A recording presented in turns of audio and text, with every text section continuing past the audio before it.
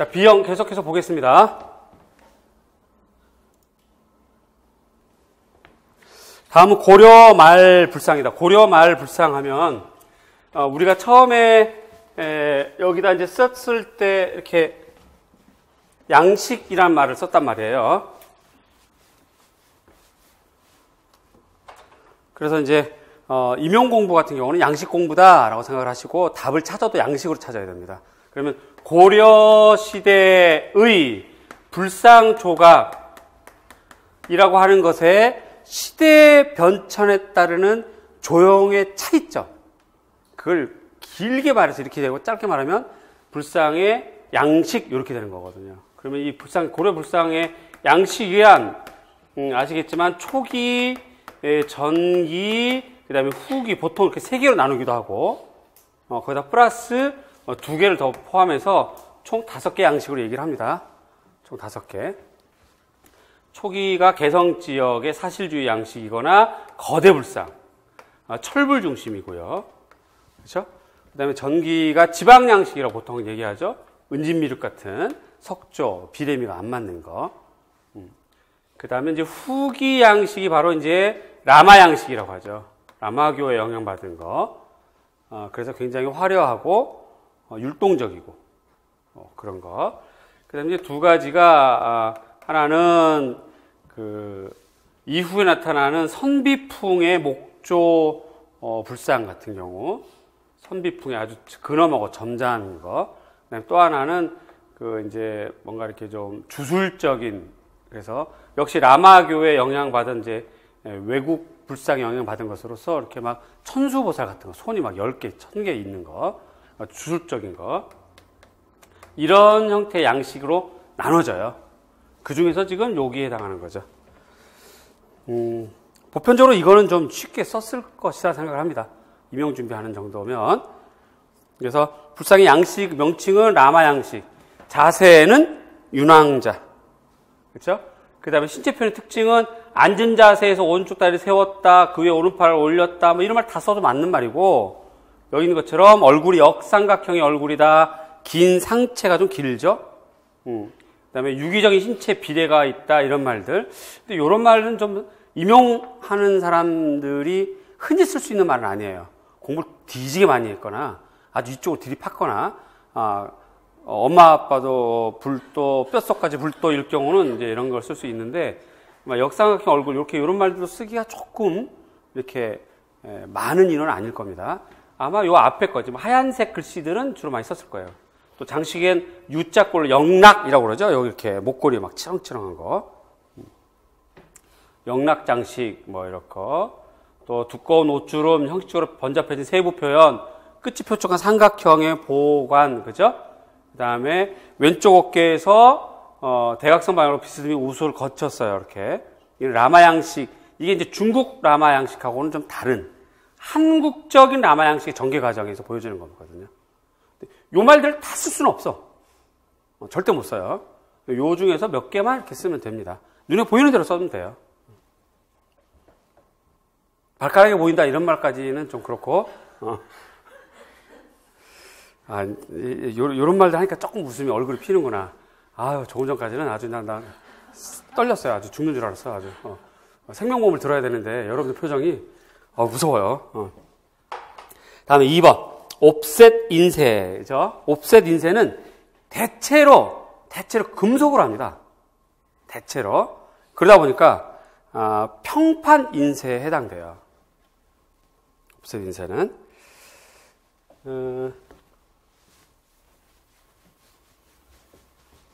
옵셋 인쇄에 사용되는 프로세스 컬러 생명을 얘기하다. 생명. 요게 정확하게 얘기하면 1차 색이 있어요. 1차 색. 1차 색이 있고 이것 때문에 뭐가 생겨요? 2차 색이 생깁니다. 그래서 문제가 프로세스 컬러의 생명을 모두 쓰시오 라고 되어 있어서, 나라면 아마 출제원은 그렇게 안 했을 거예요. 출제는 그렇게 안 했을 거고, 저는 굉장히 구조적으로 분석적으로 탁 잡는 사람인데, 모두 쓰란 말은 1차 색, 2차 색을 다 쓰란 말이야. 나라면. 근데 출제는 그렇게 안 했을 거예요. 그래서 흔히들 여러분들이 아는 1차 색이 뭐냐면 뭐예요? 시안. 그렇죠? 그 다음에 마젠타. 그렇지? 안 보이면 이걸 써드릴게요. 그 다음에 노랑. 요게 일단 CMYK에서의 기본 색이에요. 요게 1차 색입니다. 여기 1차 색. 그 다음에 2차 색이 빨강. 그 다음에 녹색. 그렇죠? 그 다음에 파랑. 요게 2차 색이에요. 자, 그런데 인쇄를 할 때 시안, 마젠타, 노랑을 한다고 해서 검정색이 나와요? 안 나온단 말이에요. 그래서 별색으로 검정을 하나, 블랙을 더 집어 넣는 것이 프로세스 컬러의 생명이 됩니다. 이렇게 돼요. 그래서 모두 쓰시오라는 말이 오해거리예요. 모두 쓰시오라는 말이. 저라면 이거 다 써야 되는 거야. 근데 아마 이렇게 다 안 썼을 겁니다. 거의 열이면 열, 백이면 백 이렇게 안 쓰고 요거만 썼을 거예요. 자, 그렇게 되고 그 다음에 인쇄 과정에서 색 혼합 원리, 감법 혼합, 그죠? 인쇄니까, 인쇄 프린트 하는 거니까. 그 다음에 색을 재현하기 위한 방법, 그거는 점으로 되어 있으니까 병치 혼합.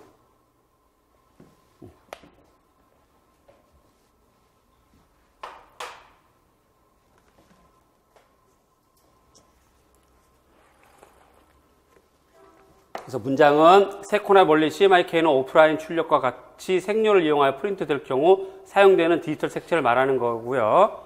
시안, 마젠타, 옐로우, 블랙까지 써주는 것이 맞다. 됐습니다. 넘어갑니다. 이거 아마 많이 틀렸을 거예요. 2번은 제가 봤을 때 정확하게 다 맞은 사람 별로 안 돼. 상대적으로 1번 같은 경우는 윤왕자 쓴 사람은 되게 많아요. 부분 점수 받았단 말이에요, 지금. 서술형이니까. 반대로 2번은 이거 완벽하게 다 4점 받은 사람이 거의 없을 거라고. 그래서 여러분들 마음 이제 저한테 전화하고 막, 야, 점수 따지지 마! 뭐 막 이렇게 저 얘기하는데, 선생님 점수 얘기하는 건 아니고요. 그냥 뭐 좀 마음이 우울해서, 그래서 점수 얘기하지 말라니까. 그래서 점수 얘기 안 해요. 근데 제가요, 2번을요, 막 이렇게 막 은근히 얘기하면서, 그거 틀린 것 같고요. 막 이래요. 근데 보면, 대다수가 2번을 많이 틀린 거야. 이 감법을 해야 되는지, 갑법을 해야 되는지, 병치해야 되는지, 막 이런 것부터 해서, 뭐 중간 오랍 쓴 사람도 많고, 그러니까 2번을 자기가 틀렸다고, 이렇게, 너무 이렇게 힘들어 하지 말아서 좋겠습니다. 다음에 3번, 작품 제작 기법 명칭. 여러 가지가 정답이죠, 얘는?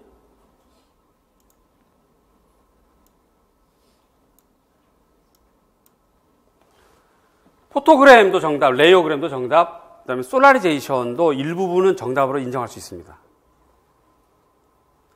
생성 방법은 카메라를 사용하지 않는다라고 하면 돼요. 사진기를 사용하지 않는다. 정답이에요. 그냥 관광지와 강원사이에 불투명, 투명 물체를 놓고 노출시키는 거예요. 일상 노출이죠. 일상 노출. 그래서 추상적인 영상을 얻는 방법인데, 솔라리제이션은 그거를 한번 더 떠내는 걸 솔라리제이션이라고 해서 정확하게 포함 안 될 수도 있습니다.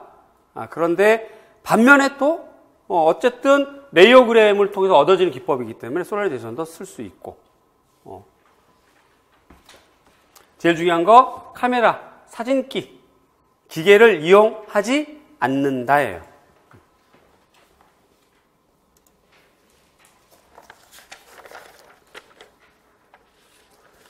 다음에 4번 가나 제작 방법의 명칭. 석고이기 때문에 조소, 가법 조각이라고 그러죠. 가법, 양 붙이기, 양 늘리기 뭐 이렇게 해도 됩니다. 정확하게 양 늘리기는 그 차력으로 쓰는 것뿐만 아니라 구성 조각 있죠. 용접하는 거. 그런 것도 양 늘리기라고 할 수 있는데 얘는 석고, 조소, 가법. 그 다음에 윤효중 물동일 여인은 나무죠. 조각, 감법.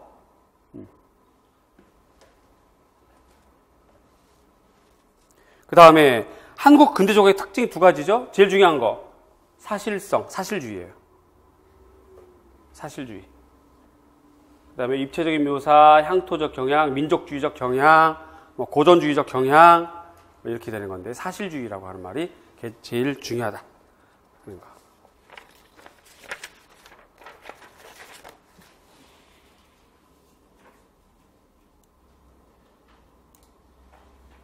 제가 이제 원래 메인 수업이 있어요. 메인 수업 이렇게 이제 토요일 날 수업하는 메인 수업이 있고 메인 수업 외에 여러분들 너무 공부하기 지루하고 힘드니까 제가 좀 이렇게 약간 미친 척하고 이렇게 분장도 좀 하고 스튜디오에서 촬영하는 게 있거든요. 그래서 이제 주제별로 촬영을 하는 게 있는데 그 주제별로 작년 시험 직전에 찍은 게 이제 석탑 양식을 찍었어요. 그건 무료로 아무나 볼 수 있습니다. 단 주의하실 거 도서관에서 벌써 보시면 안 돼요. 갑자기 소리 질러 웃어버려요. 그러면 사람들이 깜짝 놀라니까 스트레스 쌓일 때 그럴 때 좀 보시면 아마 여러분들에게 좀 도움도 되고 공부도 되고 그럴 겁니다. 그런 합격 123이라고 하는 그런 영상이 있어요. 거기서 찍었던 내용이기도 한데 공부하시면서 지루하면 그런 것 좀 보세요. 무료로. 제가 망가지면 이렇게 좋아하시더라고요. 다음에 6번 문제.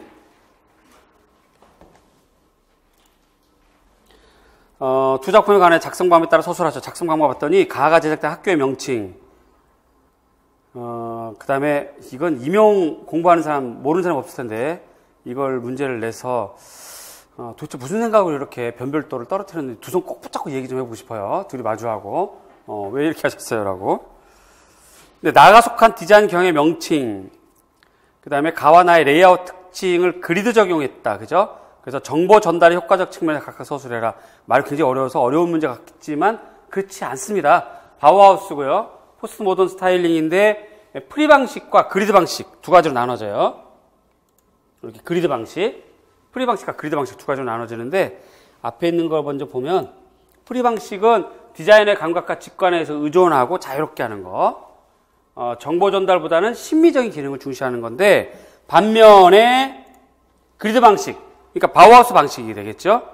가번의 바우하우스 방식 같은 경우는 그리드 방식이라고 그러고 정보를 기능적이고 중립적으로 받아들일 수 있도록 신중한 내용 분석을 거쳐서 시각적 분류가 이루어지게 한다 이 말이에요. 말이 좀 어렵습니다. 사전적인 용어다 보니까 말이 좀 어려워졌어요. 쉽게 말해서 정보를 기능적으로 분리했다 이 말이에요. 그래서 뭐 하는 거야? 수평과 수직으로 줄을 맞췄다 하면 돼요. 가로 세로 줄을 맞췄다 하면 정답이야. 대각선 방향으로 기울어져 역동적 균형 잡힌 통일성 뭐 이런 말들 뭐 썼고 시각적으로 정돈, 정보 전달, 전략, 그다음에 지속감 부여하는 방식이다. 그래서 그리드를 적용해서 정보 전달의 효과적 측면에서 각각 쓰면 그렇게 된다는 거.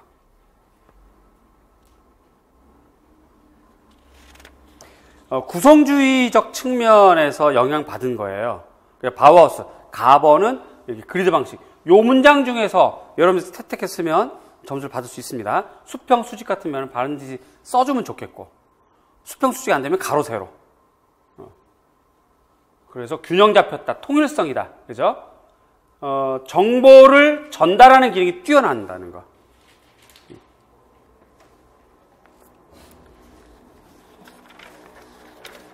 마지막 문제인가요?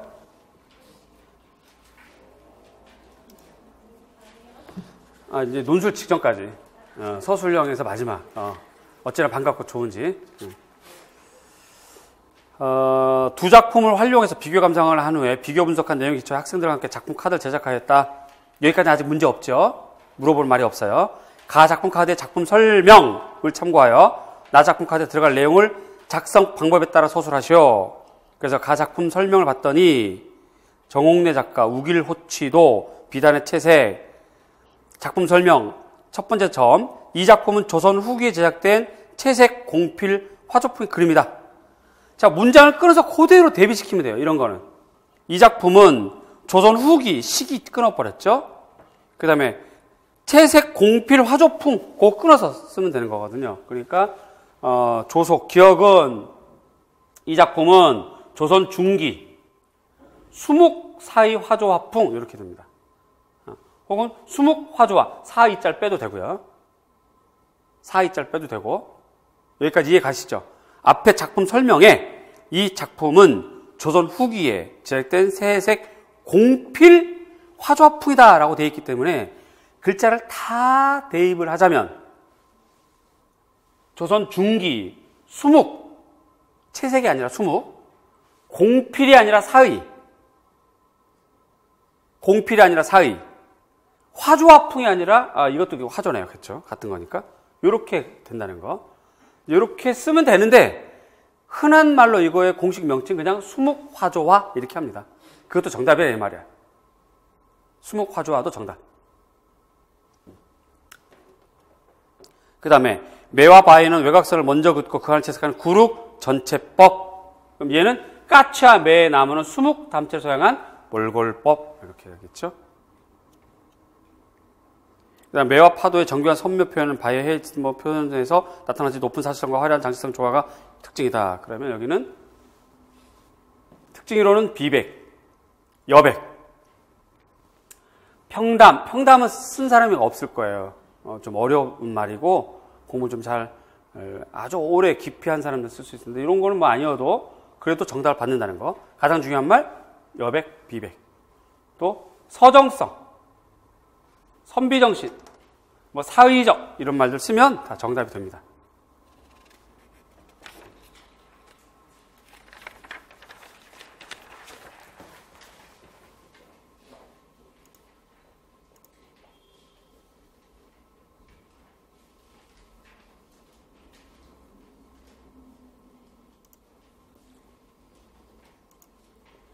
요게 이제 우리가 이것도 11월 4주차 때 문제 했던 건데, 사회 재건주의 이론을 했던 문제 중에서 여기 이제 사회 재건주의가 나온 거예요. 그래서 요 정답 그대로 인용을 하면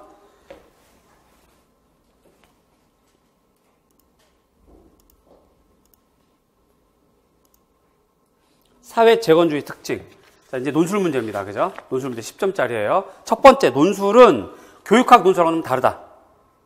교육학 논술은 서론, 본론, 결론은 분명히 지키는데, 그래서 형식적인 측면, 내용적인 측면 점수를 다 주죠.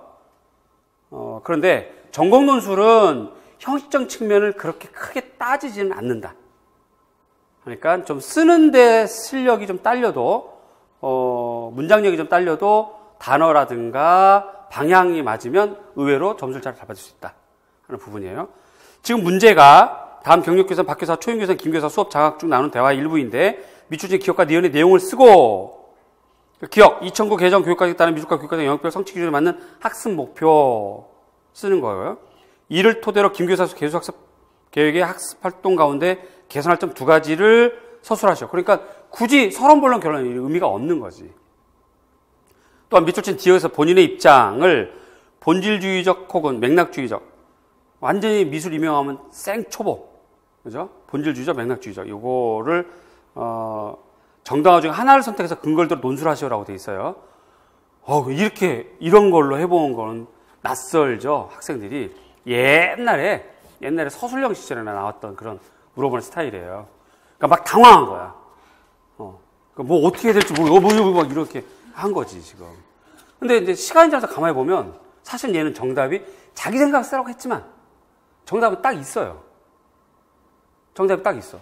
자기 생각 쓰라고 했지만 말이죠, 자기 생각이지 정답이 있는 거야. 시각문화 미술교육을 하겠대. 이미 시각문화 미술교육 자체가 무슨 사고력? 비판적 사고력이에요.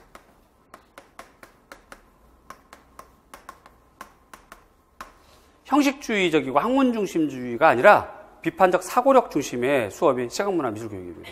여기에는 어떤 의도가 깔려 있어요? 사회 재건주의적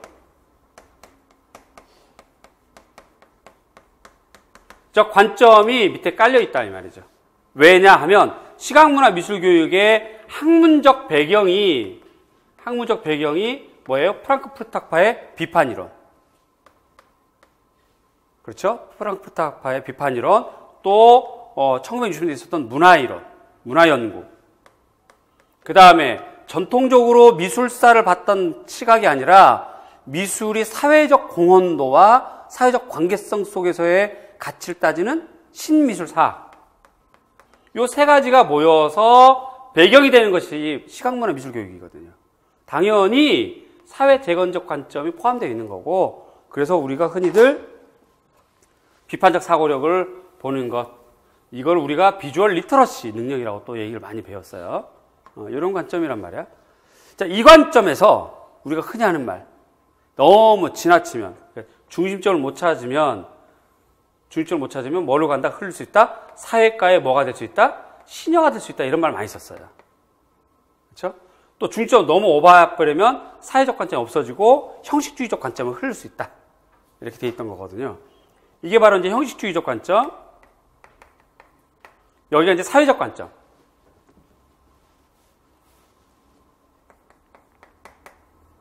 이렇게 될 수 있거든요. 사회적 관점이란 맥락. 형식이라고 하는 건 미술의 본질 그 자체니까 여기가 본질. 이렇게 되는 거야. 이 기준점을 어떻게 잡을 것이냐. 그래서 논술하시오라고 되어 있고요. 밑에 이제 김교사 교사학습 계획을 봤더니 학습 대상 공공중학교 3학년 1반에서 5반 학습 목표 다양한 시각 이미지 의미 전달 방식을 이해한다는 인지적인 측면이죠. 인지적인 측면이야. 그러니까 얘는 비판적 사고력보다는 단순히 형식주의적인 학문 지향적인 성향으로 수업을 했다는 뜻이죠. 학습 목표가 잘못됐어요. 학습 개혁, 시각문화 예를 찾아본다, 의미를 전달하기 위한 상업 광고, 창의적인 방식을 분석하고 시각 이미지 기호, 상징, 조형적 요소의 다양한 의미가 담겨 있음을 이해한다. 이렇게 가면 안 되고 사회문화적 배경을 따져봤어야죠. 또 학습활동, 인터넷에서 다양한 시각문화 예를 찾아보고 흥미로운 상업 광고 이미지를 수집한다. 상업 광고를 통해서 사회 재건주의를 바라볼 수는 없다.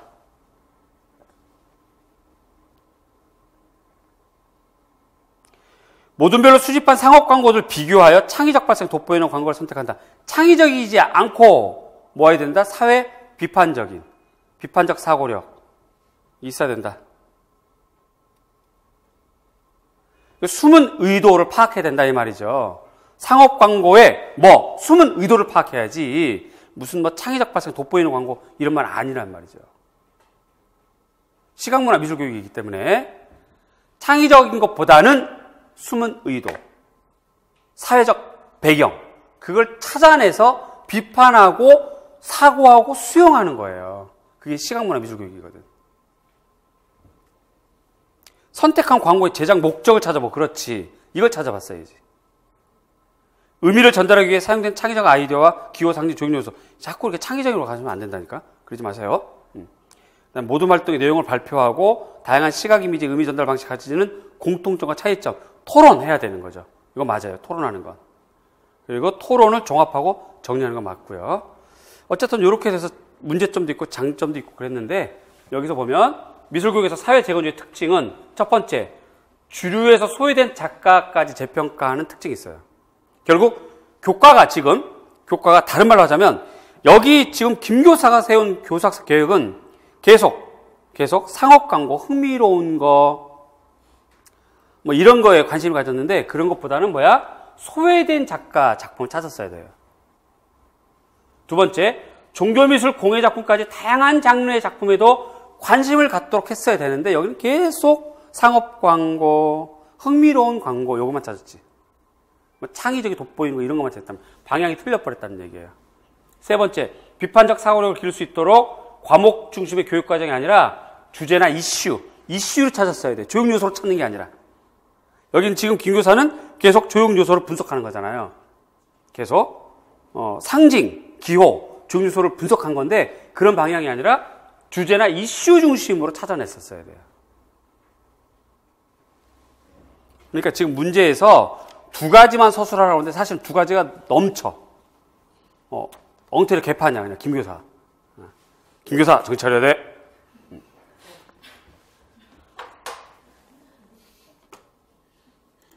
아주 애를 맡겼더니 엉터리 개판을 만들었어 그냥 아주. 그렇죠? 무슨 말인지 아시겠죠? 그래서 조형유서 원리는 형식주의적 관점이야. 그러니까 이쪽보다는 항상 이슈 중심, 주제 중심, 그 다음에 주류보다는 비주류 중심. 그렇게 학습 주제를 선택해서 토론을 시켰어야 시각문화 미술교육이 제대로 된다 이 말이죠. 또 하나, 사회과와 함께 다뤄줘야 됩니다. 사회과와. 삶의 경험으로서 가낭문적 접근을 해야 돼요. 가낭문적 접근. 사회과와 함께. 그 다음에 민주주의적 가치와 사회 정의를 지지하는 시민으로서의 가치를 지향하는 것이 좀 길어졌어요. 5가지인데 사회 재건주의 특징이 있고 이거를 역으로 따지면 김교사 수업의 문제점이 발견이 되는 거죠. 자, 그래서 시각문화 수업을 사회 재건주의를 반영하여 개선하면 어떻게 되느냐? 첫 번째, 무조건 학생의 삶을 다뤄야 돼. 뭐 조형조사 원리를 다지는 게 아니고. 두 번째, 동시대 작가 이슈를 다뤄야 돼요. 동시대 작가 이슈. 보편화된 우리의 언어, 전통, 가치관, 미의식, 삶의 방식과 시각문화 현상을 소개하고 강요하는 동화주의보다는, 그러니까 김교사는 지금 동화주의를 한 거야. 여기 있는 김교사는 동화주의를 한 거죠. 그죠? 보편화된 뭐 언어, 전통, 가치관, 미의식, 조형요수 뭐 이런 거. 그런 거 소개하고 강요했던 김교사 보다는 우리 자신의 시각문화적 존재 방식을 비판적으로 검토하는 관점으로 개선해야 된다.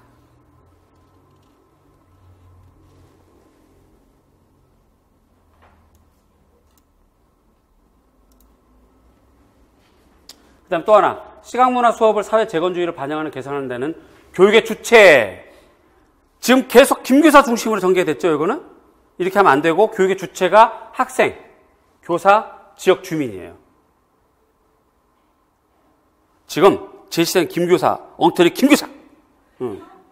교수학습 계획 안에는 교사 중심으로 전개가 되어 있는데 이러면 안 되고 교육의 주체가 학생과 교사, 주민 간의 지속적인 토론이 있어야 되고 반성적인 평가 방법과 준거를 사용했어야 된다 이 말이지. 또 마지막 정체성 구축, 풍부한 지구촌 문화, 자연과 인공환경의 보존과 시각문화와의 관련성. 이걸 생각하도록 해야지. 이거 그냥 흥미로운 상업 광고만 따지는 김교사. 나쁜 김교사. 그렇게 된 겁니다. 이런 내용들을 딱딱한 글자로 공부하려면 한이 없고 어렵고 잘 안 와닿는데요. 조금 이렇게 좀 일상적인 입장에서 좀 재밌게 생각하면 문제점 금방 찾을 수 있어요. 김교사는 교사 중심 수업이었어요. 그런데 우리가 봤더니 지금 교육의 주체는 뭐였더라? 교사만이 아니라 학생과 지역 주민과 함께하는 거였다. 그 다음에 지금 흥미로운 걸 따질 것이 아니고 조형조사 원리를 따질 것이 아니라 지구촌 문화라든가 자연과 인간 환경 문제라든가 학생의 삶과 관련된 거 따졌어야 된다. 토론한 건 잘했어요. 그나마 이것도 없어서 얼굴 못 줄 뻔했어요. 토론을 했다 이 말 잘했는데 이렇게 전개되는 것들을 따져보면 되겠습니다. 문장들이 길어서 아마 받아 적기도 좀 어려울 수도 있었어요. 그리고 이제 답을 많이 제시한 거는 여러분들이 쓴 여러 가지 답도 여기는 없지만 포함될 수 있다는 걸 좀 얘기하고 싶었고, 이걸 좀 더 자세히 아시고 싶으면 그 카페도 있고 블로그도 있고요. 그 다음에 요즘 고마쉘이 이렇게 모바일 웹도 있습니다. 모바일 웹으로 모바일 안드로이드 같은 경우는 바로 이렇게 다운로드 할 수 있도록 다 구성되어 있어요. 그래도 말이죠. 그래도 제가 이런 것들도 좀 합니다. 그러니까 좀 자세한 정답, 그다음에 이걸 좀 길게 보고 싶으면 이런 데 이렇게 오셔서 확인할 수 있다. 알 수 있습니다. 제가 처음에 드렸던 말처럼 조심스럽게 내가 출제위원이 아니기 때문에 고집 피울 수는 없지만 그러나 객관성은 갖고 있다. 알리고 싶고요. 그 다음에 여러분들에게 좀 격려의 말씀, 고마운 말씀 드리고 싶고, 다행스럽게 이제 시험 보는 날에 굉장히 따뜻하긴 했지만 또 문제가 갑자기 좀 생뚱맞게 이렇게 나와서 충격받은 사람들도 있고 자기 실력 발휘 못한 사람도 있고 그래요. 근데 자기가 자기 가채점 한다고 해서 그게 다 맞진 않아. 또 하나 시험이라고 하는 건 이렇게 정답이 딱 공개되지 않은 시험은 가채점의 결과를 너무 신봉하는 건 위험해요. 왜냐하면 상대적인 거니까. 다른 사람은 더 망가질 수 있고 자기는 너무 잘 써. 와우, 선생님, 저 이번에 차 좀 뽑아도 될 것 같아요. 라고 했는데 남들도 다 차 뽑아. 이게 상대적인 거니까 여러분들이 시험에 대해서 너무 이렇게 주눅 들지 말고 잘 견뎌갖고 열심히 했으니까 그건 어디 안 없어지는 거예요. 잘 되리라 믿습니다. 잘 되실 겁니다. 네, 기출 설명 마치겠습니다. 고맙습니다. 감사합니다.